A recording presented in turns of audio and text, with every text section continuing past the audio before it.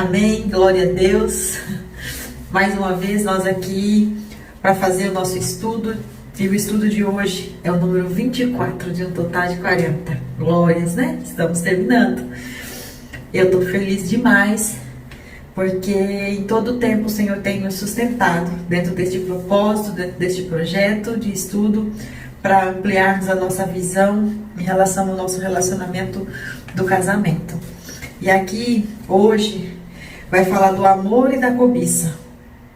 E o primeiro versículo é João 2,17 e vai dizer assim: o mundo e a sua cobiça passa, mas aquele que faz a vontade de Deus permanece para sempre.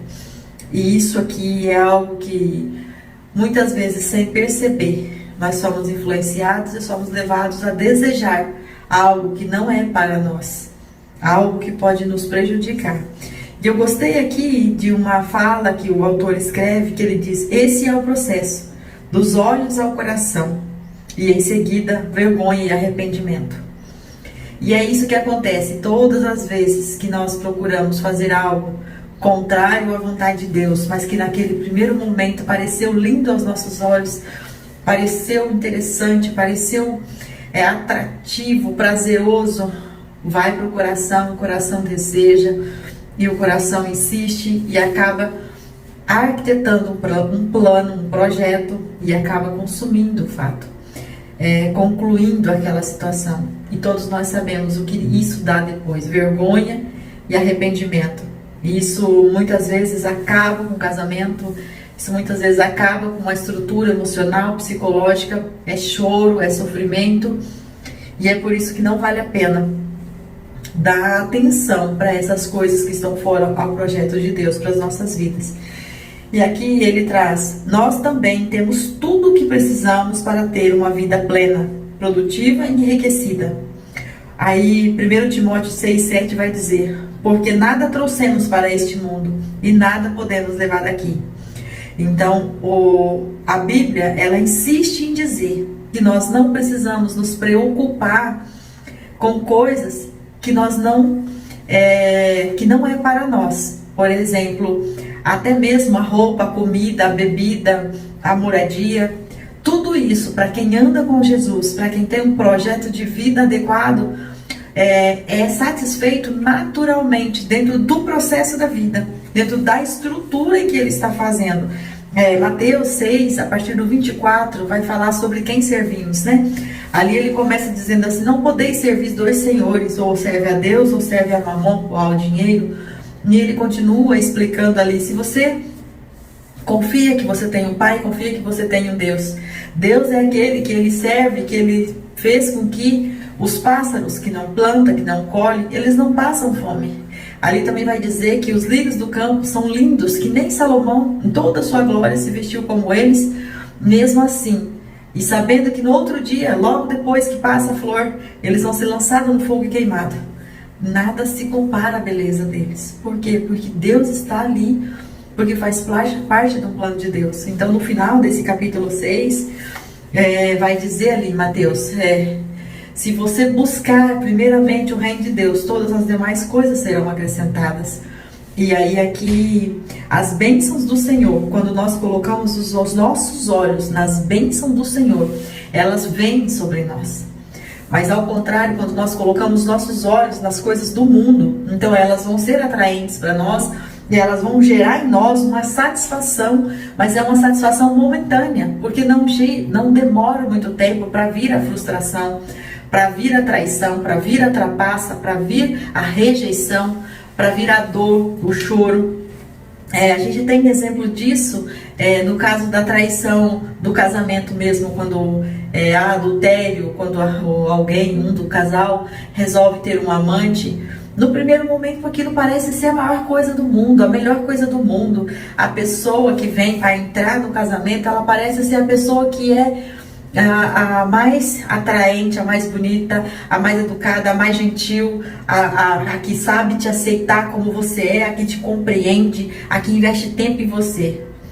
Mas não demora muito tempo para isso começar a dar tudo errado, para isso começar a vir quantas coisas que nós já vimos sobre isso, como até mesmo morte. porque aí alguém se fere, acaba matando, a gente sabe a desgraça que isso acontece.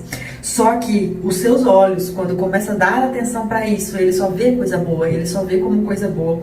E a outra coisa também que acaba muito, que parece ser ótimo no primeiro momento, quando você começa a assistir séries, filmes, que contradizem totalmente a palavra do Senhor, só que a expectativa que dá na mente é assim: não, é só essa vez, eu só vou terminando aqui, eu nunca mais vou mexer nisso. Quando você conversa com alguém que estava traindo, um homem ou uma mulher que estava traindo o seu marido ou sua esposa, eles vão dizer assim: não, mas é que assim, aconteceu, parece, eles falam como se fosse assim, um acidente, caiu na cabeça deles. Não é verdade.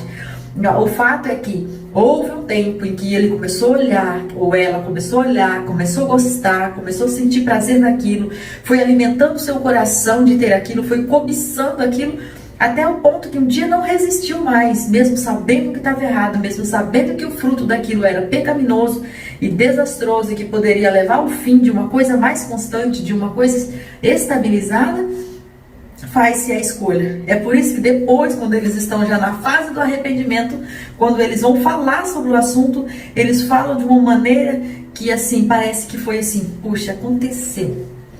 Né? Eu costumo assim, às vezes brincar sobre isso, conversando com as minhas amigas e tal, e a gente fala assim até: nossa, parece assim que foi um acidente, pá, aconteceu, de repente foram levados, tipo como nos filmes do teletransporte, né? Alguém transportou os dois assim do nada e aconteceu.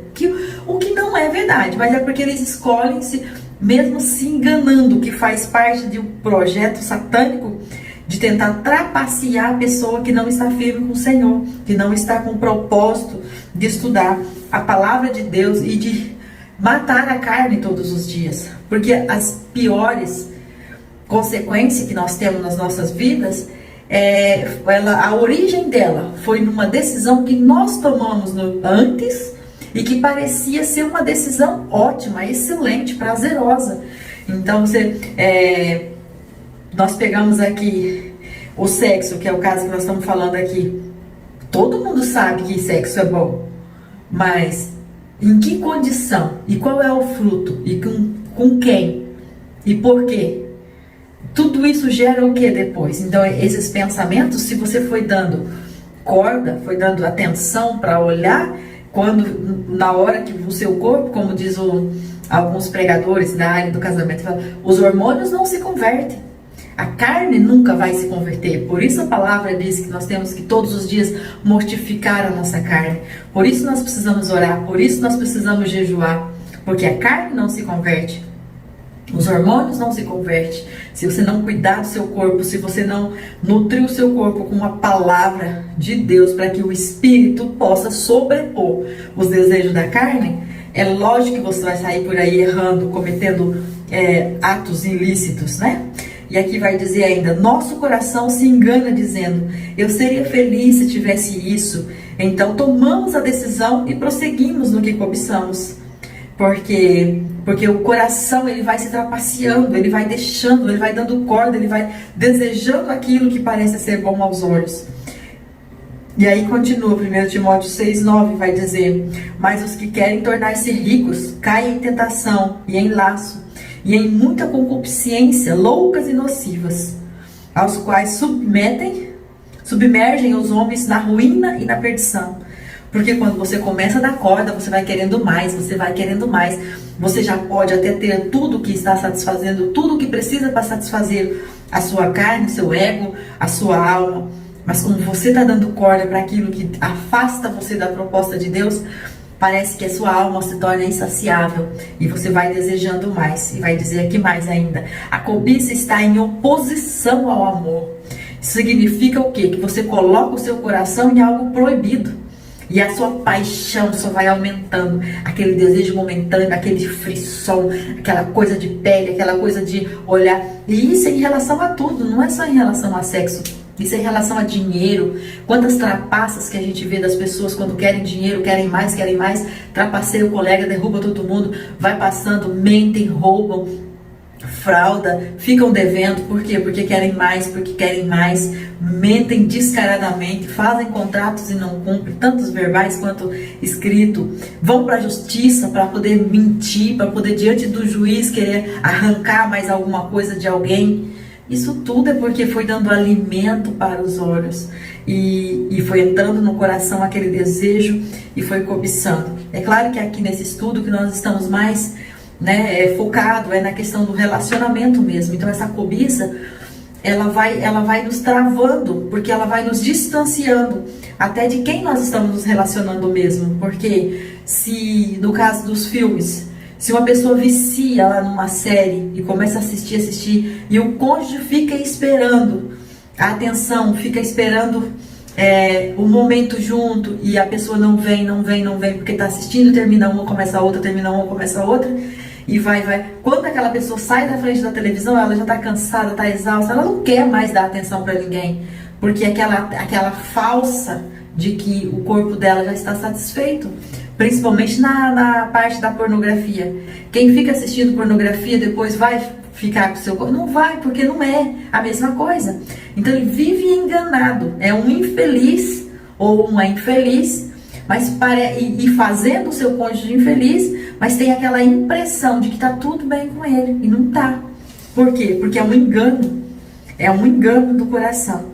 E aí aqui segue, mais uma palavra, Tiago 4:1 vai dizer: de onde vêm as guerras e contendas? Porventura não vem dos vossos deleites? Então, quando o Tiago fala isso, ele não se arrebenta no meio, porque ele vai dizer, Tiago é aquele que diz que ninguém é tentado naquilo que não lhe seduz. Então, se você é tentado em algo, vigia, porque você já sabe que é porque você se agrada daquilo.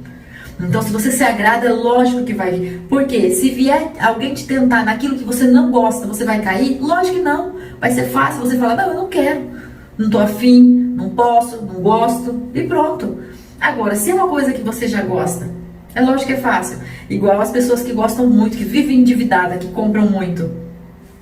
Elas recebem condicionais, Hoje é muito fácil de comprar, por exemplo, falando das mulheres, vem condicionais de balde na casa. Eu tenho uma amiga que ela fala que todo mês ela faz um compromisso, ela gasta bastante, e ela fala, todo mês ela faz um compromisso com ela: esse mês eu não vou gastar mais do que determina lá um valor. Pois naquele mês é o mês que vem assim, se vem um condicional por semana, no mês que ela faz o propósito, aí vem 10, 12, 15. Que aí parece que todas as lojas lembram dela. Mas por quê? Porque é o que ela gosta. O mês que ela não faz compromisso nenhum, ela nem percebe. Ela disse que já aconteceu meses que ela não fez compromisso e que ela estava assim, focada em outras coisas, que chegou o condicional que ela nem abriu a sacola. Foi embora a sacola de novo e ela nem abriu. Mas aí depois vem um outro dela, fala: aproveitando que eu nem vi aquela outra sacola, então agora eu vou pegar e vou comprar bastante. E compra um tanto. Daí quando ela vê que ela estourou o cartão, aí ela fala: agora não posso enquanto que eu não pagar tudo e tal, não sei o quê. Aí começa a vir. Mas é por quê? Porque ela gosta, porque ela se agrada. Então tá sempre devendo, sempre escondendo a fatura do cartão do marido, sempre com problema, porque ela gosta. E se isso não fosse o fraco dela, não vem condicional. Por quê? Não é o fraco. Então a mesma coisa é com o adultério, a mesma coisa é com a mentira, a mesma coisa é com a fofoca, a mesma coisa é com a questão da lascívia. Então, assim, tem mulheres que vivem falando: porque eu tenho um problema, porque os homens dão em cima de mim, porque os homens cantam, mas como ela se comporta, como ela se veste, como ela anda, como ela olha para eles. Por quê? Porque isso é o fraco, porque ela sente necessidade de ser aceita, sente necessidade de ouvir alguém falando que ela é interessante, que ela é desejável, então ela se produz nesse intuito, então ela pensa sobre isso, então ela se veste dessa maneira, ela pronuncia dessa maneira, e é lógico que eles vão perceber, e vai acontecer a tentação. Então, eu acredito assim muito que essa palavra de hoje, esse estudo de hoje a respeito da cobiça, dessa paixão desenfreada que muitas vezes vem para cima de nós, trapaceando o nosso coração, tirando nós do foco. Hoje o Senhor nos convida aqui a refletir sobre os desejos do nosso coração, acerca daquilo que nós não temos e que é proibido diante de Deus, pela circunstância a qual nós queremos viver, pela qual nós queremos ser chamada de mulheres cristãs, de mulheres sábias, de videiras frutíferas. E o que é que nós temos desejado? Será que o desejo do nosso coração tem sido um desejo compatível com o de uma mulher desta maneira? Ou será que nós temos comportado como essas pessoas com os desejos descontrolados, desenfreados, que cobiça tudo, as coisas a qualquer preço, ou que fica se tratando como uma mulher infeliz porque está cobiçando aquilo que está fora do alcance? Isso aqui é muito diferente a cobiça, ela é muito diferente de um desejo natural, de um desejo produtivo, de um desejo real das possibilidades diante de Deus. É diferente, todas nós podemos sonhar e desejar ter coisas boas, mas é dentro de um processo de estrutura familiar pautada nos padrões de Deus para a família. Não essas coisas que saem fora tudo do padrão de Deus para nós. E aqui, para finalizar, Provérbios 5, do 18 ao 21 vai dizer: seja bendito o teu manancial e regozija-te na mulher da tua mocidade, e pelo seu amor se encantando perpetuamente. E porque, filho meu, andarias atraído pela mulher licenciosa e abraçarias o seio da adúltera? Porque o caminho dos homens estão diante dos olhos do Senhor, o qual observa todas as suas veredas. Então eu vejo aqui, o Senhor está de olho em nós. O Senhor está de olho em nós. E o que é que nós temos desejado? E o que é que nós temos desejado? E aí 1 João 2,15 vai dizer: não ameis o mundo, nem o que há no mundo. E se alguém ama o mundo, o amor do Pai não está nele. A cobiça é o melhor que este mundo tem para oferecer, mas o amor oferece a melhor vida do mundo.